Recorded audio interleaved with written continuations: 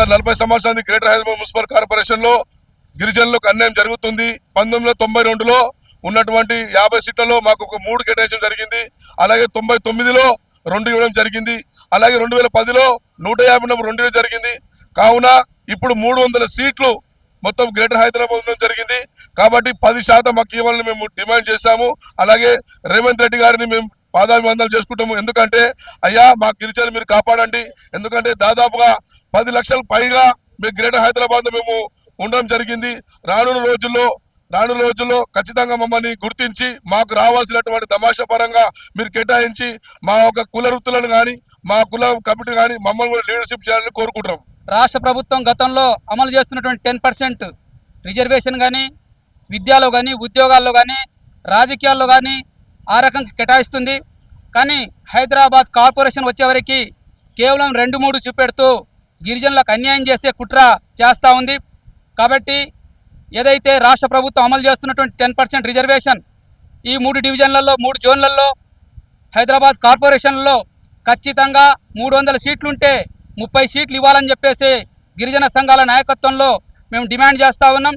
ఎందుకంటే గతంలో 1952లోనే 50 సీట్లుంటే దాదాపుగా 3 సీట్లు ఇచ్చారు. కానీ ఈరోజు 300 సీట్లు వస్తే కనీసం రేషియో కూడా అమలు చేయని పరిస్థితి ఉన్నది. కాబట్టి ఇక్కడ ఉన్నటువంటి గ్రేటర్ హైదరాబాద్లో ఉన్నటువంటి కమిషనర్ గారికి మేము విన్నవించుతున్నాం ఏంటిదంటే ఎక్కడైతే అడవుల్లో ఉన్నటువంటి గిరిజనులు ఉన్నారో ఈ తెలంగాణ రాష్ట్రంలో 33 గిరిజన తెగలు ఉన్నాయి. 33 గిరిజన తెగలు కూడా ఇప్పటి వరకు ఏ కార్పొరేషన్లో కానీ పంచాయతీల్లో కానీ ఎమ్మెల్యేల సీట్లలో కానీ చాలా తెగలు రాని పరిస్థితి ఉంది. అందుకోసం గ్రేటర్ హైదరాబాద్లో ఉన్నటువంటి రిజర్వేషన్ పకడ్బందీగా అమలు చేస్తూ అన్ని గిరిజన తెగలకు అవకాశం వచ్చేటట్టుగా చర్యలు తీసుకోవాలని చెప్పేసి మేము కోరుతున్నాం.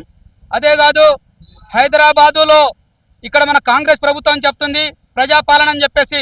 కానీ ఈ ప్రజాపాలనలో 33 గిరిజన తెగలకి అవకాశం కల్పించాలని చెప్పేసి మన ముఖ్యమంత్రి గారికి మేము విన్నవిస్తూ ఉన్నాం. రాబోయే కాలంలో ఉప మేయర్ కూడా ప్రకటించాలని చెప్పేసి డిమాండ్ చేస్తూ ఉన్నాం. ఎందుకంటే గిరిజనులు ఇప్పటికీ అన్నిటికీ దూరంగా ఉన్నారు. ఇప్పటికీ గిరిజన గ్రామాల్లో బస్సులు లేవు, బ్యాంకులు లేవు, స్కూళ్ళు లేవు, రోడ్లు లేవు. అనేక రకాలుగా ఇబ్బంది పడుతున్నటువంటి గిరిజన తెగ కాస్తో కూస్తో ఇప్పటికే హైదరాబాద్కి వలస వచ్చి అనేక మంది జీవిస్తూ ఉన్నారు. ఈ హైదరాబాద్లో ఇంట్లో పనిచేస్తూ ఉన్నారు, హైదరాబాద్లో అడ్డా మీద కూలీలుగా పనిచేస్తున్నారు, హైదరాబాద్లో ఆటో నడుపుతున్నారు, కార్లు నడుపుతున్నారు. అనేక రకాలుగా పనిచేస్తున్నటువంటి గిరిజనులు ఇక్కడ ఓటర్ లిస్టులో పేర్లు నమోదు కాని వాళ్ళు కూడా ఉన్నారు. అందుకోసం ఆ రకంగా చూసినప్పుడు ఖచ్చితంగా హైదరాబాద్ మున్సిపాలిటీలో 10% రిజర్వేషన్ కల్పిస్తూ 30 సీట్లు కేటాయించాలని చెప్పేసి మేము డిమాండ్ చేస్తాము. లేకపోతే ఈ తెలంగాణ రాష్ట్రంలో ఉన్నటువంటి గిరిజన సంఘాలు అన్ని కలిపి ఇతర పార్టీలతో కలుపుకొని మేము పోరాటం చేయడానికి సిద్ధంగా ఉన్నాం. ఎందుకంటే మా వాటా మాకు రావాలి.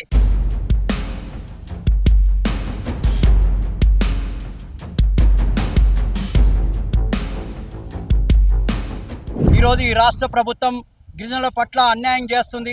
ఏదైతే 10% రిజర్వేషన్ గురించి అనేక గిరిజన సంఘాలు గతంలో పోరాటం చేసి 10% రిజర్వేషన్ తీసుకొచ్చిన దాన్ని కూడా పూర్తిగా నిర్వీర్యం చేయడానికి ఒక ప్రయత్నంగా భాగంలోనే మరి గిరిజనుల పక్షాన 1-2 సీట్లను కేటాయించడం ఇది ప్రభుత్వం చేసిన కుట్ర పూర్తిగానే ఓ దుర్మార్గం చర్య అని చెప్పేసి సందర్భంగా మరి ఏకలవ్య గిరిజన మరి జాయింట్ యాక్షన్ తరఫున అదేవిధంగా గిరిజన సంఘాల సమిష్టిగా ఐకమత్యంతో మా యొక్క పోరాటాలు ఇంకా భవిష్యత్తులో ఉంటుంది. ఈరోజు ఏదైతే క్యాబినెట్ జరుగుతుందో సమ్మక్క సారక్క సాక్షిగా గిరిజనులకు పూర్తిగా మోసపూర్తిగా చేస్తుంది. ఏ 1% మరి ఈ రాష్ట్రంలో ఈ హైదరాబాద్ మహానగరంలో 1% లేని వాళ్ళకి ఈరోజు 150 సీట్లను కేటాయించడం ఇది ఎక్కడ దుర్మార్గం. రాజ్యాంగబద్ధమైన మరి 10% రిజర్వేషన్ సాధించిన ప్రకారంగా స్థానిక ఎన్నికల్లో గిరిజనులకు 30 సీట్లను కేటాయించే పోయేది ఇవాళ 5 సీట్లకు పరిమితం చేయడం ఇది దుర్మార్గమైన చర్య. ఏదైతే ఈ రోజు ప్రభుత్వం చేపడుతుందో రాబోయే కాలంలో గతంలో కూడా చూశారు గిరిజనుల ఐక్యత మరి గిరిజనుల సమిష్టంగా ఒక పోరాటం చేస్తే తప్పకుండా ప్రభుత్వాలనే కూర్చే శక్తి మరి మా గిరిజనుల దగ్గర ఉంది. ఇలా ఖబర్దార్ రేవంత్ రెడ్డి గారు ఏదైతే మేము అంటున్నాం అట్టడుగున ఈ యొక్క బస్తీలలో గూడాలలో ఎరకల నాంచారమ్మ ఎరకల బస్తీలుగా అనేక సంవత్సరాల నుండి మా తాత ముత్తాతల నుండి ఇవాళ గిరిజనులు వలసగా వచ్చి ఈ ప్రాంతంలో నివసిస్తున్నాం. కానీ కేవలం ఒక 5 సీట్ల వరకు పరిమితం చేయడం ఇది సరైన కాదు. ప్రభుత్వానికి రిక్వెస్ట్గా చేస్తున్నాం, ఇప్పటికైనా మరి మా యొక్క సీట్లని ఎక్కువ పెంచి 30 సీట్లని మరి గిరిజన ప్రాంతాలలో బస్తీలలో మరి రిజర్వేషన్ పెంచి 10% రిజర్వేషన్గా 30 సీట్లని కేటాయించే విధంగా ఉండాలి. అదే విధంగా ఉండకపోతే న్యాయస్థానాన్ని కూడా ఆశ్రయించడానికి వెనుకపోం. మరి గ్రేటర్ హైదరాబాద్ కమిషనర్ గారికి కూడా గత వారం నుండి మరి అనేక రిప్రజెంటేటివ్స్ ఇస్తున్నాం. ప్రిన్సిపల్ సెక్రటరీ గారికి, అర్బన్ మున్సిపాలిటీ డెవలప్మెంట్ వారికి అనేకంగా ఉంది. ఇవాళ జిల్లాలో కూడా గిరిజనులకు జెడ్పీటీసీ ఎంపీటీసీలో కూడా స్థానాలు ఇవ్వకుండా ఒక పక్కన గిరిజనులను మోసం చేస్తున్నారు. చూశారు గత ప్రభుత్వ పాలకులని గిరిజనులని మోసం చేస్తే ఏ రకంగా గద్దె దింపుతామో భవిష్యత్ కాలంలో ఎన్నికల్లో కూడా మరి గిరిజనుల దగ్గరికి వస్తే ఖబర్దార్. కాబట్టి ఆ ప్రభుత్వం ఆలోచించి తప్పకుండా గిరిజనుల పక్షాన న్యాయంగా ఉంటుందని చెప్పి 30 సీట్లని వెంటనే కేటాయించే విధంగా ఈ ప్రభుత్వం చర్యలు తీసుకోవాలని చెప్పి ఇవాళ ఏకలవ్య జాయింట్ యాక్షన్ కమిటీ ద్వారా మేము అందరం కూడా కోరుతున్నాం. మరి గ్రేటర్ హైదరాబాద్లో 300 డివిజన్లని ఏర్పాటు చేసిన కాంగ్రెస్ ప్రభుత్వం, మరి గత ప్రభుత్వం టీఆర్ఎస్ ప్రభుత్వంలో మరి ఏదైతే గిరిజనులకు 10% రిజర్వేషన్ పెంపొందించడం జరిగింది, దానికి 33 తెగలుగా ఉన్న మరి గిరిజనులు ఐక్యంగా పోరాటం చేసి అనేక రూపాలలో మరి ఆ 10% రిజర్వేషన్ సాధించుకోవడం జరిగింది.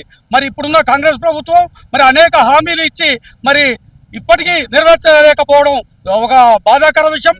అందులో భాగంగానే మరి ఏదైతే గ్రేటర్ హైదరాబాద్లో 300 డివిజన్లకు మరి ఏదైతే ఓసీ అగ్రవర్ణాలకు 10% రిజర్వేషన్ అమలు పరుస్తున్నారు. మరి పాత రిజర్వేషన్ ప్రకారంగా 6% ఉన్నా కూడా 18 సీట్లు ఇవ్వాలి.